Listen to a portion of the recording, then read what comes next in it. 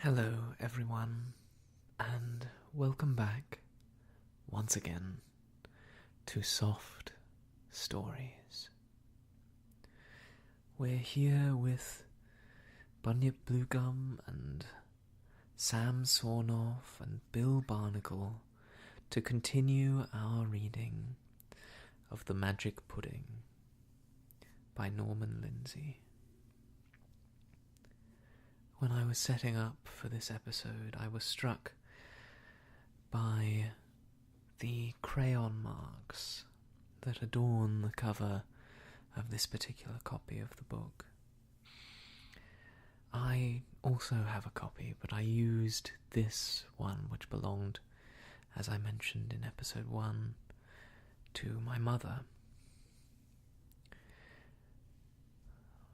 because I appreciated the opportunity to feel close to her in that way.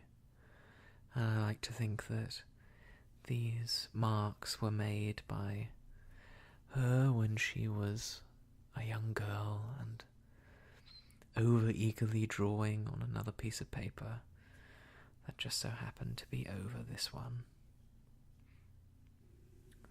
It's a nice thought.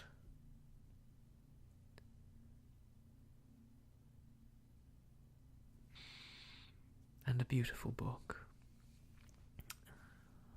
even in its current condition. As I think I've said before, there's something about a good book in a middling condition that is quite charming to me. Things that are perfect or pristine are things that do not show any sign of use or love. And we all wear the marks of our experience, myself very much included. And it's what makes us who we are.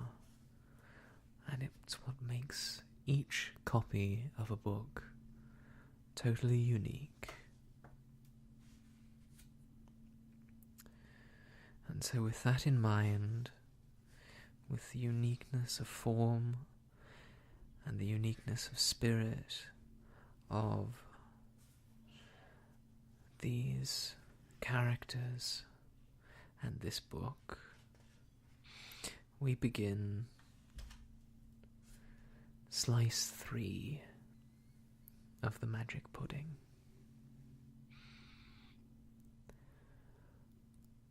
After our experience of yesterday, said Bill Barnacle, as the company of Puddin owners set off along the road with their Puddin, we shall have to be particularly careful.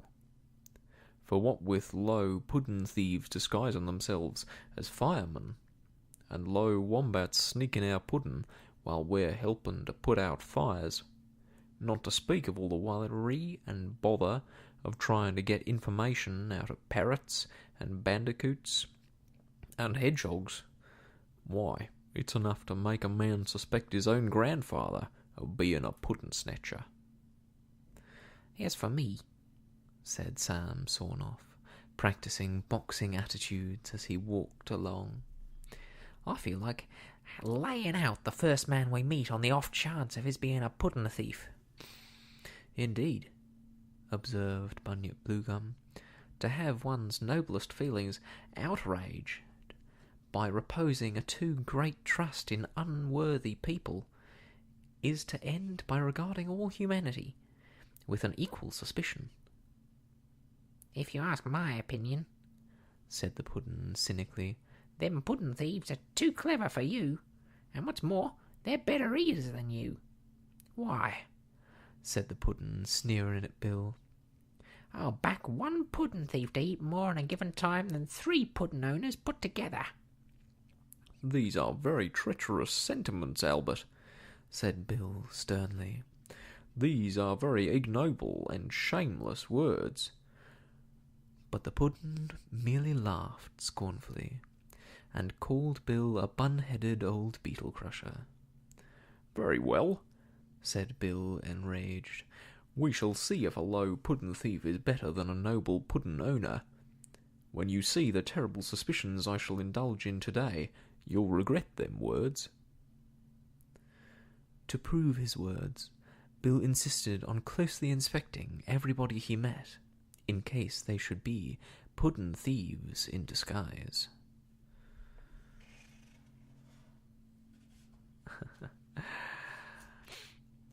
To start off with, they had an unpleasant scene with a kookaburra, a low larrikin who resented the way that Bill examined him.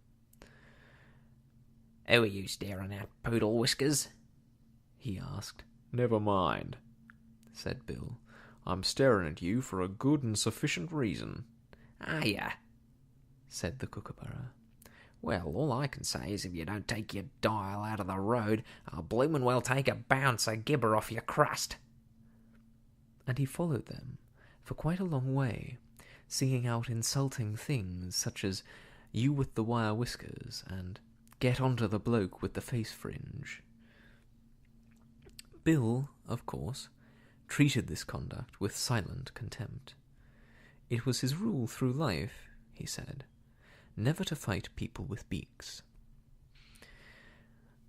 Those among you may remember that last time they met a parrot who was rather uncouth towards them, and cheated them out of some tobacco and tea and sugar, and Bill espoused that punching a parrot on the beak was more trouble than the pleasure derived from the act. The next encounter they had was with a flying fox, who, though not so vulgar and rude as the kookaburra, was equally enraged, because, as Bill had suspicions that he was the possum disguised, he insisted on measuring him to see if they were the same length. I'm not sure when he had the time to measure the possum, but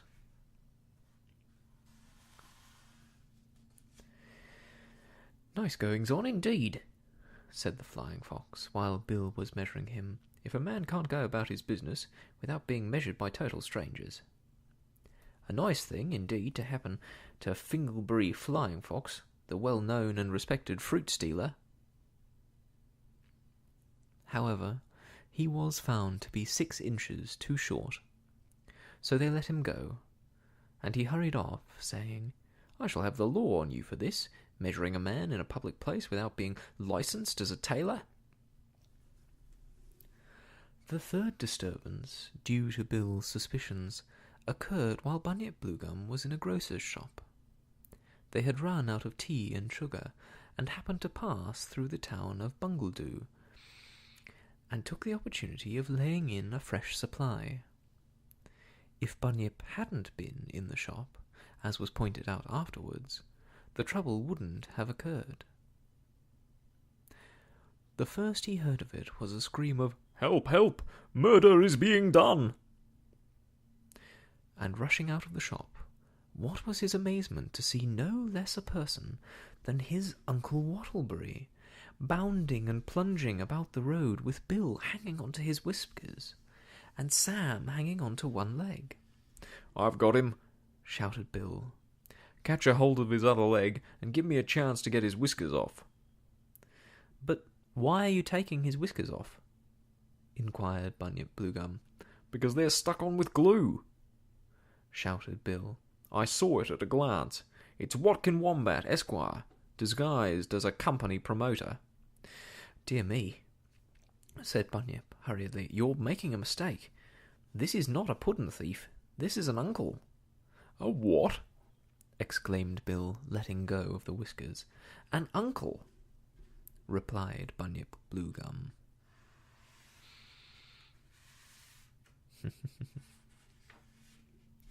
"An uncle," roared Uncle Wattleberry. "An uncle of the highest integrity. You have most disgracefully and unmercifully pulled an uncle's whiskers. I can assure you," said Bill, "I pulled them under the delusion that you was a disguised wombat." "That is no excuse, sir," bellowed Uncle Wattleberry. "No one but an unmitigated ruffian would pull an uncle's whiskers." Who but the basest scoundrel, double-dyed, would pluck an uncle's whiskers in their pride? What baseness, then, doth such a man disclose, who'd raise a hand to pluck an uncle's nose? If I've gone too far, said Bill, I apologise. If I'd known you was an uncle, I wouldn't have done it. Apologies are totally inadequate, said Bill. Oh, shouted Uncle Wattleberry. Nothing short of felling you to the earth with an umbrella could possibly atone for the outrage. You're a danger to the whisker-growing public. You have knocked my hat off, pulled my whiskers, and tried to remove my nose. Pulling your nose, said Bill solemnly, is a mistake any man might make. For I put it to all present, as man to man, if that nose don't look as if it's only gummed on. All present were forced to admit that it was a mistake that any man might make. Any man, as Sam remarked, would think he was doing you a kindness by trying to pull it off. Allow me to point out also, my dear uncle, said Bunyip Bluegum, that your whiskers were responsible for this seeming outrage. Let your anger, then, be assuaged by the consciousness that you are the victim, not of malice, but of the misfortune of wearing whiskers.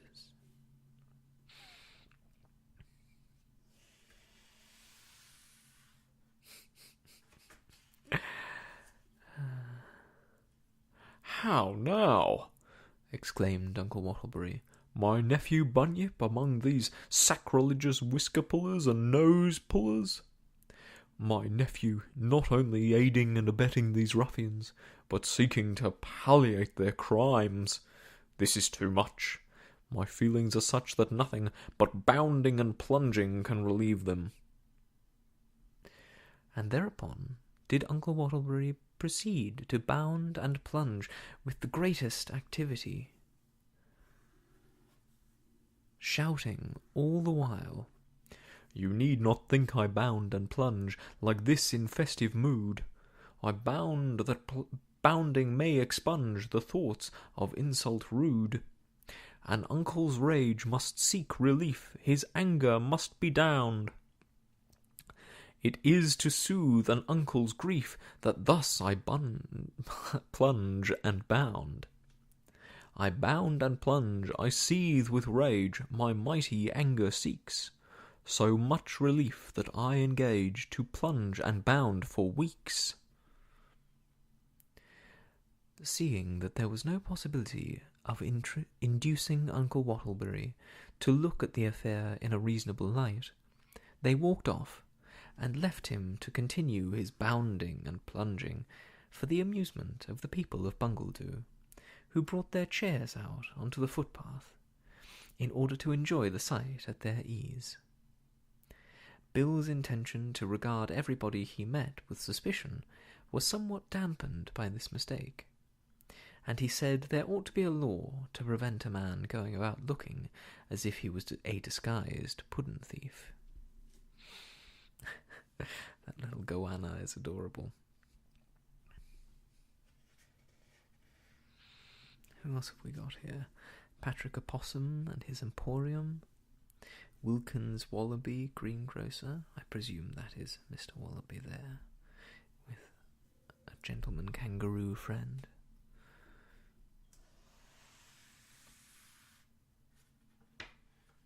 Oh dear.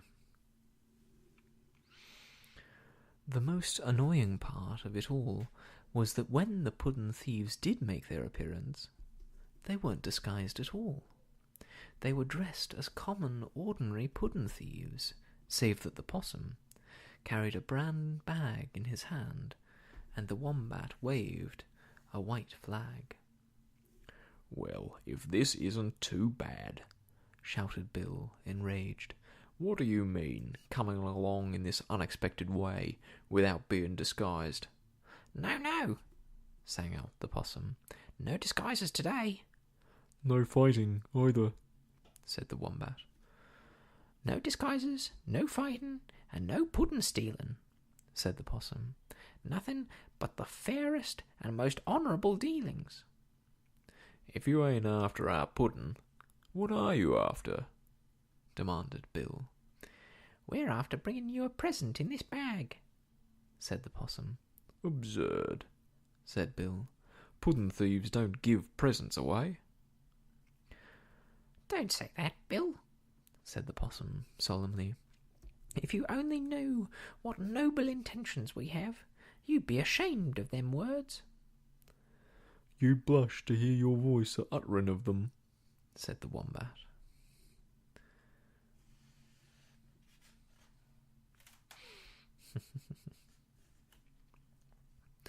I can't make this out at all, said Bill, scratching his head. The idea of a puddin' thief offering a man a present dumbfounds me, as the saying goes. No harm is intended, said the possum, and the wombat added, Harm is as far from our thoughts as from the thoughts of angels. Well, well, said Bill at length. I'll just glance at it first, to see what it's like. But the possum shook his head. No, Bill, he said. No glancing. And the wombat added, To prove that no deception is intended, all heads must look in the bag together. What's to be done about this astounding predicament? Said Bill. If there is a present, of course we may as well have it. If there ain't a present, of course, we shall simply have to punch their snouts as usual. One must confess, said Bunyip Bluegum, to the prompting of a certain curiosity as to the nature of this present. And Sam added, Anyway, there's no harm in having a look at it. They certainly look like they're up to something, don't they?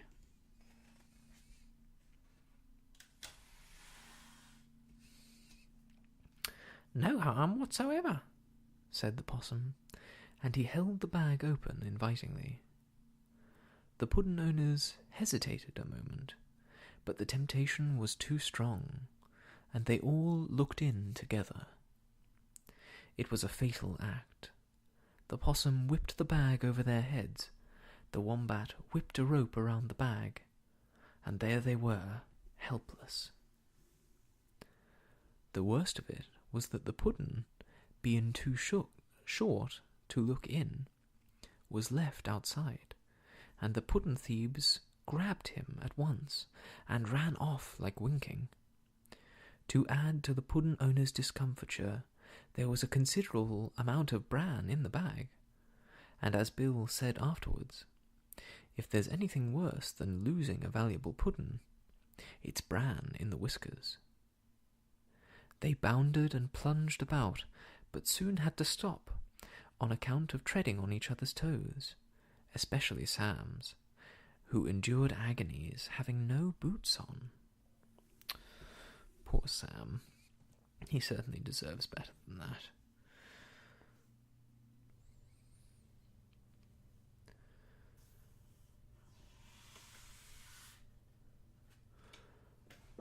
What a frightful calamity, groaned Bill, giving way to despair.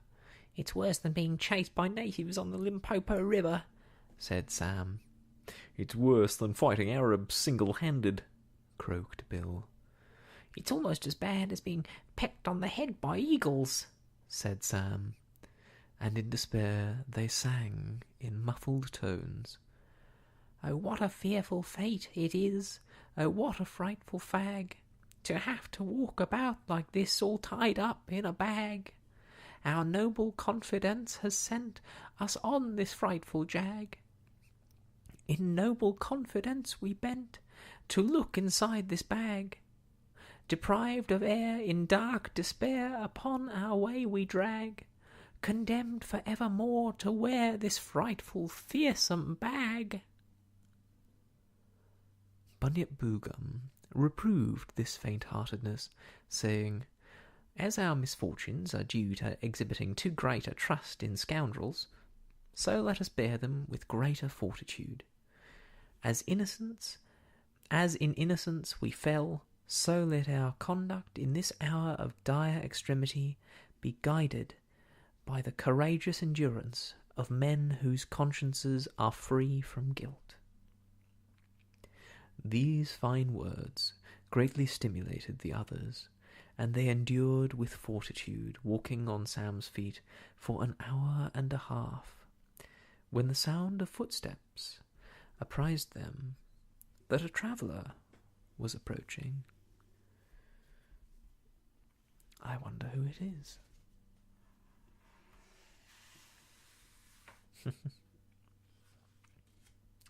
This traveller was a grave elderly dog named Benjamin Brandysnap, who was going to market with eggs.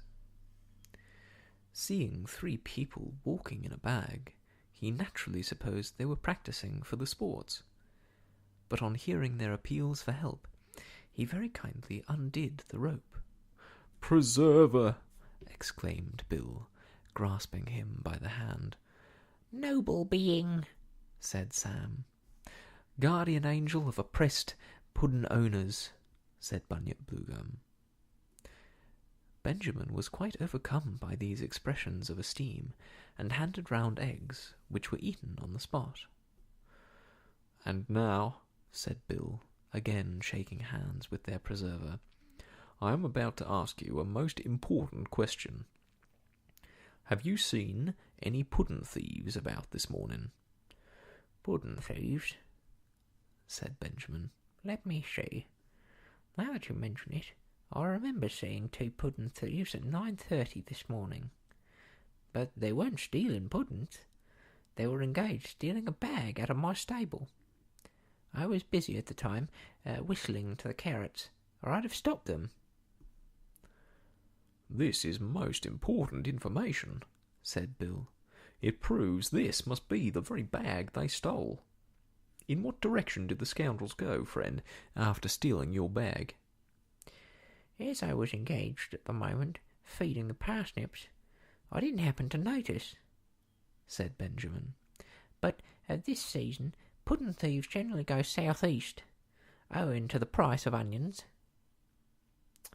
"In that case," said Bill, "we shall take a course northwest, for it's my belief that having stolen our puddin, they'll make back to winter quarters." "We will pursue to the northwest with the utmost vigour," said Bunyip. "Swearing never to give in till revenge has been inflicted and our puddin restored to us," said Bill.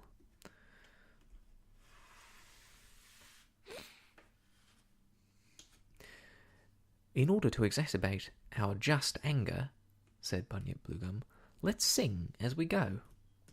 The Puddin Owner's Quest. On a terrible quest we run northwest, in a terrible rage we run. With never a rest we run northwest, till our terrible work is done. Without delay, away, away, in a terrible rage we run all day.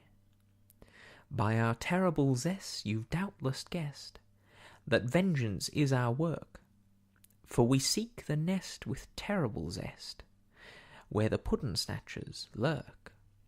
With rage, with gloom, with fret and fume, we seek the puddin snatchers' doom.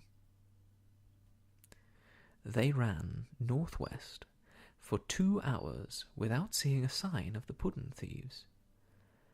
Benjamin ran with them to exact revenge for the theft of his bag. It was hot work running, and having no puddin they couldn't have lunch, but Benjamin very generously handed eggs all round again. "Eggs is all very well," said Bill, eating them in despair, "but they don't come up to puddin as a regular diet, and all I can say is that if that puddin ain't restored soon, I shall go mad with grief." I like Bill, but he is rather dramatic. Everything seems to be the end of the world. But maybe when your whole world is puddin, that's not much of a surprise. "I shall go mad with rage," said Sam, and they both sang loudly. Go mad with grief or mad with rage, it doesn't matter whether. Our Puddin's left this earthly stage, so in despair we must engage to both go mad together. I have a suggestion to make, said Bunyip Bluegum, which will at once restore your wonted good humour. Observe me. He looked about until he found a piece of board, and wrote this notice on it with his fountain pen. A grand procession of the Amalgamated Society of Puddings will pass here at 2:30 today. This he hung on a tree. Now, said he, all that remains to be done is to hide behind this bush. The news of the procession will spread like wildfire throughout the district, and the puddin thieves, unable to resist such a spectacle, will come hurrying to view the procession. The rest will be simply a matter of springing out on them like lions.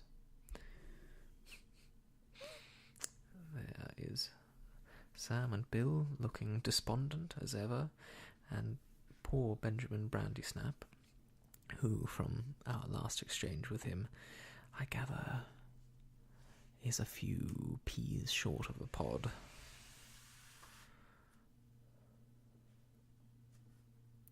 Superbly reasoned, said Bill, grasping Bunyip by the hand. They all hid behind the bush, and a crow, who happened to be passing, read the sign and flew off at once to spread the news throughout the district.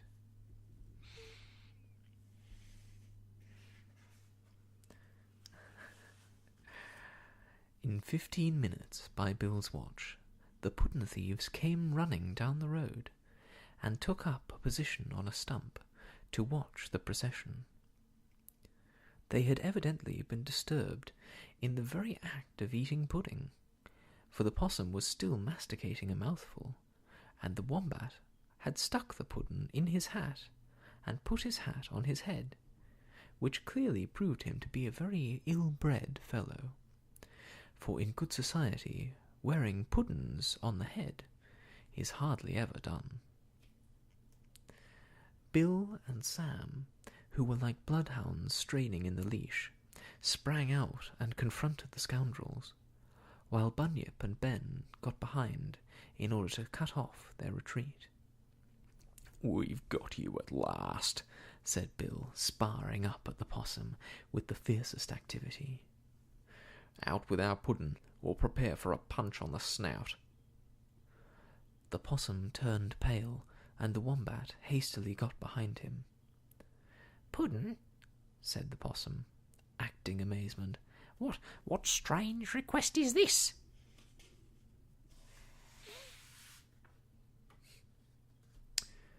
"What means this strange request?" asked the wombat. "No bung foodlin'," said Bill sternly. "Produce the puddin, or prepare for death." "Before bringing accusations," said the possum, "prove where the puddin is." "It's under that fella's hat," roared Bill, pointing at the wombat. Prove it," said the wombat.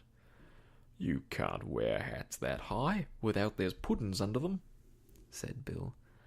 "That's not puddins," said the possum. "That's ventilation.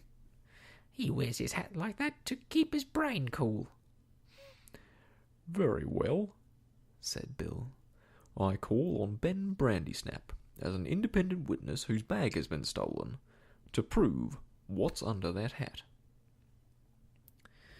Ben put on his spectacles in order to study the wombat carefully, and gravely pronounced this judgment. "When you see a hat stuck up like that, you remark with some surprise, he has been to a shop and bought for his top a hat of the largest size. Or else you say, as note the way he wears it like a wreath. It cannot be fat that bulges his hat. He's got something underneath but whether or not it's a puddin he's got can only be settled by lifting his pot, or by taking a stick, a stone or a brick, and hitting him hard on the head with it quick. If he yells, you hit fat. If he doesn't, well, that will prove it's a puddin that's under his hat." "Now are you satisfied?" asked Bill. And they all shouted, "Hurrah, hooray! Just listen to that. He knows the way to Bell the cat. You'd better obey his judgment pat. Without delay, remove the hat. It's tit for tat, we'll tell you flat. You'll find it pay to lift your hat. Obey the mandate of our chosen lawyer. Remove that hat, or else we'll do it for you." Sam's got his little flip-flappers crossed there in consternation and disbelief. "No, no," said the possum, shaking his head. "No removing people's hats. Removing hats is larceny, and you'll get 6 months for it." "No bashing heads, either," said the wombat. "That's manslaughter, and we'll have you hung for it." Bill scratched his head. "This is an unforeseen predicament," he said. "Just mind them puddin' thieves a minute, Ben, while we has a word in private." He took Sam and Bunyip aside, and almost gave way to despair. "What a frightful situation," wailed he. "We can't unlawfully take a puddin' thief's hat off, and while it remains on, who's to prove our puddin's under it? This is one of the worst things that's happened to Sam and me for years." "It's worse than being chased by warthogs," said Sam. "It's worse than rolling off a cowshed," said Bill. "It's worse than wearing soup tureens for hats," said Sam. "It's almost as bad as swallowing thistle buttons," said Bill, and both sang loudly. "It's worse than running in a fright, pursued by polar bears. It's worse than being caught at night by lions in their lairs. It's worse than barrel organs when they play from night till morn. It's worse than having large-sized men a-standing on your corn. It's worse than when at midnight you tread on a silent cat, to have a puddin'-snatcher who will not remove his hat." "All is not yet lost," said Bunyip Bluegum. "Without reverting to violent measures, I will engage to have the hat removed." "You will?" exclaimed Bill, grasping Bunyip by the hand. "I will," said Bunyip firmly. "All I ask is that you strike a dignified attitude in the presence of these scoundrels, and, at a given word, follow my example." They all struck a dignified attitude in front of the puddin' thieves, and Bunyip Bluegum, raising his hat, struck up the national anthem, the others joining in with superb effect. And there they are, going at it. And there are the pudding thieves realizing the enormity of their situation. "Hats off in honour to our king," shouted Bill, and off came all the hats. The puddin' thieves, of course, were helpless. The wombat had to take his hat off, or prove himself disloyal. And there was the puddin, sitting on his head. "Now who's a liar?" shouted Bill, hitting the possum a swinging blow on the snout, while Sam gave the wombat one of his famous overarm flip-flaps that knocked all the wind out of him. The wombat tried to escape punishment by shouting, "Never strike a man with a puddin' on his head." But now that the guilt was proved, Bill and Sam were utterly remorseless, and gave the puddin' thieves such a trouncing that their shrieks pierced the firmament. When this had been done, all hands gave them an extra thumping in the interests of common morality. Eggs were rubbed in their hair by Benjamin, Bill and Sam attending to the beating and snout-bending, while Bunyip did the reciting. Standing on a stump, he declaimed, "The blows you feel, we do not deal in common vulgar thumping. To higher motives we appeal. It is to teach you not to steal. Your heads we now are bumping. You need not go on pumping appeals for kinder dealing. We like to watch you jumping. We like to hear you squealing. We rather think this thumping will take a bit of healing. We hope these blows upon the nose, these bended snouts, these tramped on toes, these pains that you are feeling, the truth will be revealing. How wrong is puddin' stealing?"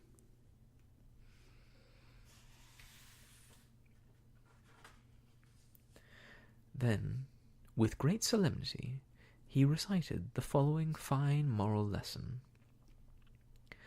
A puddin' thief, as I've heard tell, quite lost to noble feeling, spent all his days and nights as well in constant puddin' stealing.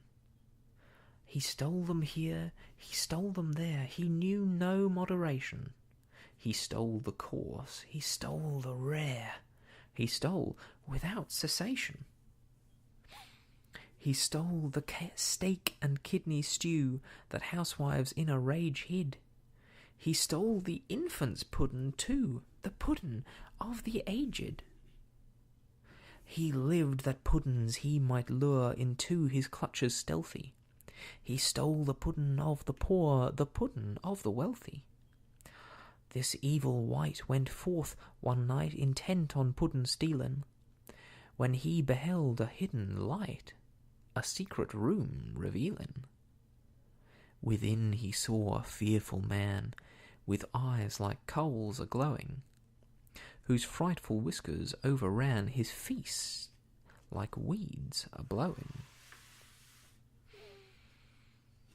And there this fearful, frightful man, a sight to set you quaking, with pot and pan and curse and ban, began a puddin' making. 'Twas made of buns and boiling oil, a carrot and some nails, oh! A lobster's claws, the knobs off doors, an onion and some snails, oh! A pound of fat, an old man rat, a pint of kerosene, oh! A box of tacks, some cobbler's wax, some gum and glycerino. Gunpowder, too, a hobnailed shoe he stirred into his pottage, some Irish stew, a pound of glue, a high explosive sausage. The deed was done. That frightful one, with glare of vulture famished, blew out the light, and in the night gave several howls and vanished. Our thieving lout, ensconced without, came through the window slinking. He grabbed the pot, and on the spot began to eat like winking. He ate the lot, this guzzling sot, such appetite amazes, until those high explosives wrought within his tum a loud report, and blew him all to blazes. For him who steals ill-gotten meals, our moral is a good 'un. We hope he feels that it reveals the danger he is stood in. Who steals a high explosive bomb, mistaken it for puddin'? An excellent moral lesson for us all, I'm sure.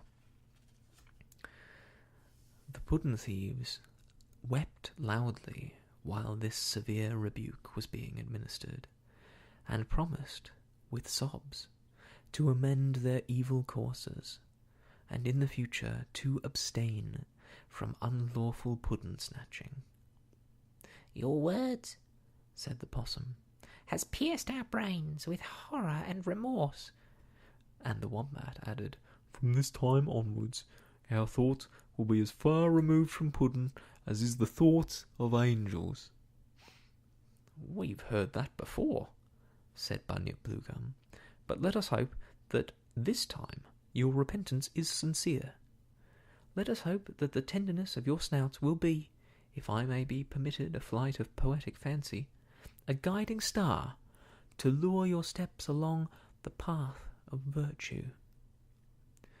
for he who finds his evil course is ended, by having of his snout severely bended, along that path of virtue may be sent, where virtuous snouts are seldom ever bent.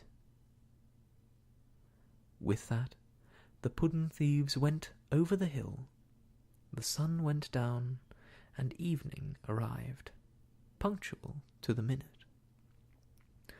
"Ah," said Bill, "it's a very fortunate thing that evening's come along at this time, for, if it hadn't, we couldn't have waited dinner any longer. But, before preparing for a night of gaiety, dance, and song, I have a proposal to be put before my fellow puddin owners. I propose to invite our friend Ben here to join us round the campfire. He has proved himself a very decent fella, free with his eggs, and as full of revenge against puddin thieves as ourselves." "Hospitably spoken," said Bunyip Bluegum, and the puddin owners sang, "Come join us, we entreat, come join us, we implore. In friendship's name our guest we claim, and friendship's name is law. We've puddin here a treat, we've puddin here galore. Do not decline to stay and dine our puddin you'll adore. Our puddin, we repeat, you really cannot beat, and here are we its owners three who graciously entreat. You'll be at our request the puddin owner's guest." "For these sentiments of esteem, admiration, and respect," said Ben, "I thank you. As one market gardener to 3 puddin owners, I may say I wouldn't wish to eat the puddin of 3 finer fellows than yourselves." With this cordial understanding, they set about preparing the campfire, and the heartiest expressions of friendship were indulged in while the puddin was being passed around. As Bunyip aptly remarked, "All fortune's buffets he can surely pardon her, who claims as guest our courteous market gardener." To which Benjamin handsomely replied, "Still happier he who meets 3 puddin owners, whose puddin is the equal of its donors."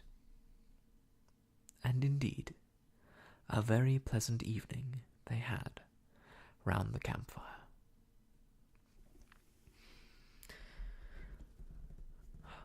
That is the end of Slice 3 of the Magic Pudding, and thus the end of our time together today. But fret not, I'll see you all soon for the final slice and the conclusion of The Magic Pudding by Norman Lindsay. I look forward to it, and I hope that you will as well. Goodbye.